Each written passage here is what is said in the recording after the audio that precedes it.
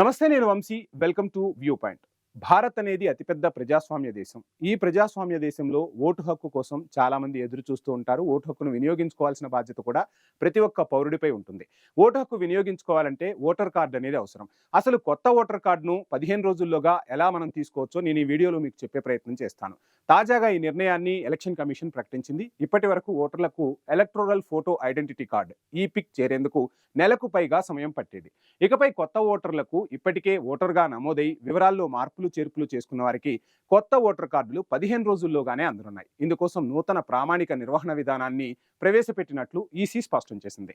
ఎన్నికల నమోదు అధికారి అంటే ఈఆర్ఓ జనరేట్ చేసినప్పటి నుంచి ఓటర్కు పోస్టల్ విభాగం ద్వారా డెలివరీ అయ్యే వరకు ప్రతి దశలోనూ ఎస్ఎంఎస్ ద్వారా సమాచారం కూడా అందుతుంది.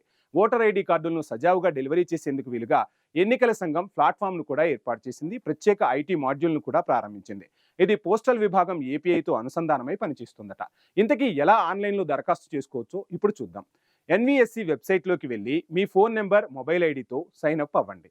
క్రియేట్ అకౌంట్ క్లిక్ చేసి మీ పేరు, పాస్వర్డ్ టైప్ చేసి పాస్వర్డ్ను నిర్ధారించుకోవాలి. అనంతరం మీ మెయిల్ ఐడికి ఓటీపీ వస్తుంది. ఓటీపీని నింపి మీ వివరాలను ధృవీకరించుకోవాలి. తర్వాత మీ మొబైల్ నెంబర్, పాస్వర్డ్, క్యాప్చా నమోదు చేసి ఓటీపీతో లాగిన్ అవ్వాలి. కొత్తగా నమోదైతే ఫామ్ 6లో మీ వ్యక్తిగత వివరాలు, చిరునామా వంటివి నమోదు చేయాలి.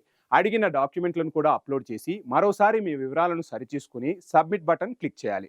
మీ అప్లికేషన్ స్టేటస్ తెలుసుకోండి. ఎలా తెలుసుకోవాలి అంటే ఎన్వీఎస్పీ పోర్టల్లో మీ మొబైల్ నెంబర్, పాస్వర్డ్, క్యాప్చా నమోదు చేసి ఓటీపీతో లాగిన్ అయితే ట్రాక్ అప్లికేషన్ స్టేటస్ పై క్లిక్ చేస్తే మీరు అప్లై చేసినప్పుడు ఎస్ఎంఎస్ వచ్చిన రిఫరెన్స్ నెంబర్ను ఎంటర్ చేయాలి. ఎంటర్ చేస్తే మీ రాష్ట్రాన్ని ఎంపిక చేసుకొని సబ్మిట్ బటన్ క్లిక్ చేయడం ద్వారా మీ అప్లికేషన్ స్టేటస్ను కూడా తెలుసుకోవచ్చు. సో ఏది ఏమైనా ఓటర్ కార్డ్ అనేది ఇప్పుడు సులభతరంగా లభిస్తుంది. మీరు ఏ ఆఫీస్కు వెళ్లాల్సిన అవసరం లేదు. మీ చేతిలో ఉన్న మొబైల్కి సింపుల్గా లాగిన్ అయిపోయి అప్లికేషన్ ఫామ్ని ఫిల్ చేసి ఓటర్ ఐడిని పొందండి. మొత్తంగా అంటే ప్రపంచం మొత్తం మీద ఇంత పెద్ద ప్రజాస్వామ్యంలో ఉన్నాం. ఇంత పెద్ద ప్రజాస్వామ్యంలో ఓటు హక్కు అనేది మనకు రాజ్యాంగం కల్పించింది. ఆ ఓటు హక్కును వినియోగించుకోవాల్సిన బాధ్యత ప్రతి ఒక్క పౌరుడిపై ఉంది. ఖచ్చితంగా ఓటర్ ఐడిని మీరు అందరూ పొందాలని కూడా ఆశిస్తున్నాం. అదేవిధంగా ఓటు హక్కును వినియోగించుకోవాలని కూడా కోరుతున్నాం. ఇది ఇవాల్టి వ్యూ పాయింట్. చూస్తూనే ఉండండి ఐ న్యూస్. Stay tune.